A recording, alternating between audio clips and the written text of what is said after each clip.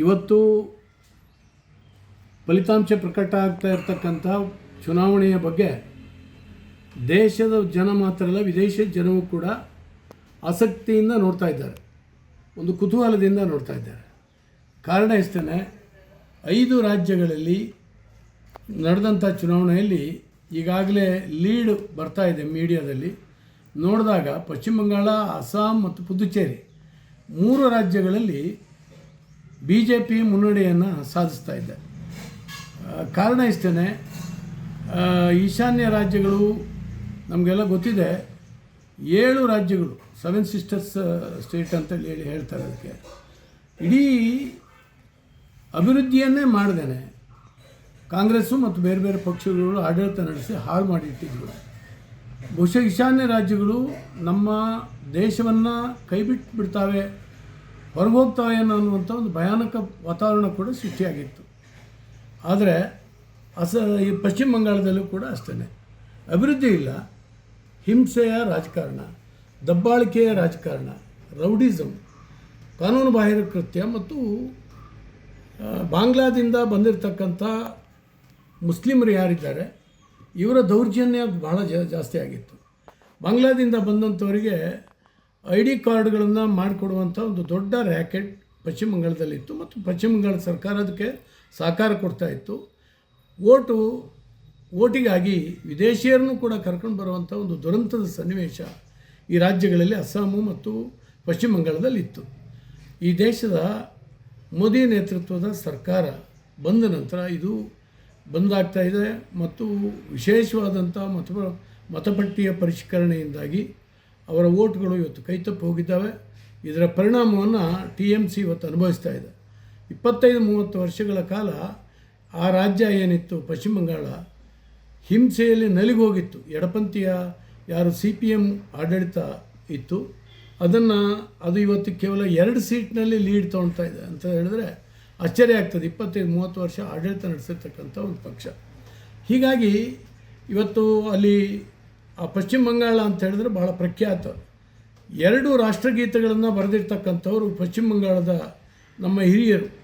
ಬಂಕಿಮ್ ಚಂದ್ರ ಚಟರ್ಜಿಯವರು ವಂದೇ ಮಾತರಂ ಬರೆದರು ಮತ್ತು ರವೀಂದ್ರನಾಥ್ ಠಾಗೂರ್ ಅವರು ಜನಗಣಮನ ಬರೆದುಕೊಟ್ಟಂಥವ್ರು. ಈ ದೇಶ ಒಂದಾಗಬೇಕು, ಈ ದೇಶದ ವರ್ಣನೆ, ಈ ದೇಶಭಕ್ತಿ ಭಾವನೆ ನಿರ್ಮಾಣ ಮಾಡುವಂಥ ನಾವು ಎಕ್ಸೆಪ್ಟ್ ಮಾಡಿರ್ತಕ್ಕಂಥ ನಮ್ಮ ರಾಷ್ಟ್ರಗೀತೆಗಳನ್ನು ರಚನೆ ಮಾಡಿರ್ತಕ್ಕಂಥವ್ರು ರಾಮಕೃಷ್ಣ ಪರಮಹಂಸರು, ವಿವೇಕಾನಂದರು ಈ ಜಗತ್ತಿಗೆ ನಮ್ಮ ಮೌಲ್ಯಗಳನ್ನು ಬೀರಿರ್ತಕ್ಕಂಥವ್ರು, ಹಿಂದೂ ಸಂಸ್ಕೃತಿಯನ್ನು ಹಿರಿಮೆಯನ್ನು ಪ್ರಚಾರ ಮಾಡಿರ್ತಕ್ಕಂಥ ವ್ಯಕ್ತಿತ್ವಗಳು ಆ ಮಣ್ಣಿನಲ್ಲಿ ಹುಟ್ಟಿದಂಥವ್ರು.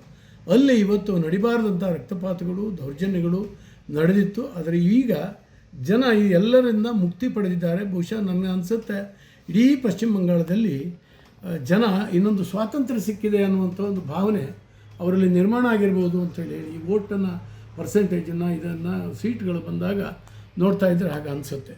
ಅದೇ ರೀತಿ ಅಸ್ಸಾಂ ಕೂಡ ಅಷ್ಟೇ. ಈ ಸರಿ ಮತ್ತೆ ಅಸ್ಸಾಂನಲ್ಲಿ ಮರಳಿ BJP ಪಶ್ಚಿಮ ಬಂಗಾಳದ ಗೆಲುವು ಏನಿದೆ ಇದು ಇಡೀ ರಾಷ್ಟ್ರ ನೋಡ್ತಾ ಇದೆ. ಇಡೀ ರಾಷ್ಟ್ರದಲ್ಲಿ ಯಾವುದೋ ಒಂದು ಸರ್ಕಾರ, ಕೇಂದ್ರ ಸರ್ಕಾರಕ್ಕೆ ಬಂದಂಥ ಒಂದು ಅಧಿಕಾರಕ್ಕೆ ಬಂದಂಥ ಒಂದು ವಾತಾವರಣ ಇವತ್ತು ಸೃಷ್ಟಿಯಾಗ್ತಾ ಇದೆ. ಯಾಕಂದರೆ ಪಶ್ಚಿಮ ಬಂಗಾಳದ ಬಗ್ಗೆ ಅಷ್ಟೊಂದು ಆಸಕ್ತಿಯಿಂದ ಜನ ನೋಡ್ತಾ ಇದ್ರು ಏನಾಗ್ತದೆ ಅಂತ ಹೇಳಿ. ಸಮೀಕ್ಷೆಗಳು ಸ್ವಲ್ಪ ಆ ಕಡೆ ಈ ಕಡೆ ಅಡ್ಡಗೋಡೆ ಮೇಲೆ ದೀಪ ಇಟ್ಟಾಗಿ ಹೇಳ್ತಿದ್ದು. ಕೆಲವು ಸಮೀಕ್ಷೆಗಳು BJP ಅಧಿಕಾರಕ್ಕೆ ಬರ್ತದೆ ಅಂತ ಹೇಳಿದರು, ಕೆಲವು ಸಮೀಕ್ಷೆಗಳು TMCಯ ಬಗ್ಗೆ ಒಲವನ್ನು ಹೇಳಿದರು.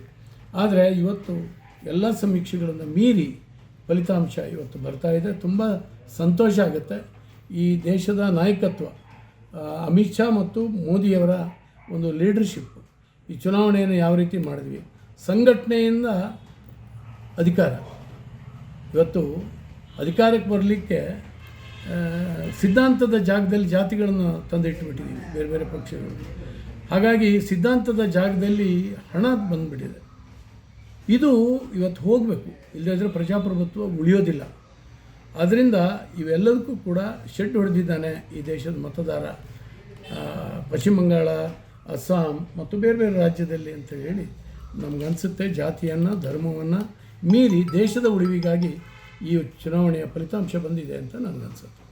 ಅಲ್ಲಿ ಕೂಡ ಈ ದೇಶದ ನಾಯಕತ್ವದ ಬಗ್ಗೆ ಒಂದು ದೊಡ್ಡ ಗೌರವ ನಿರ್ಮಾಣ ಆಗುವ ಹಾಗೆ ಈ ಚುನಾವಣೆಯ ಫಲಿತಾಂಶ ಹೊರಹೊಮ್ಮಿದೆ ಅಂತ ಹೇಳಿ ನನಗೆ ಅನಿಸುತ್ತೆ.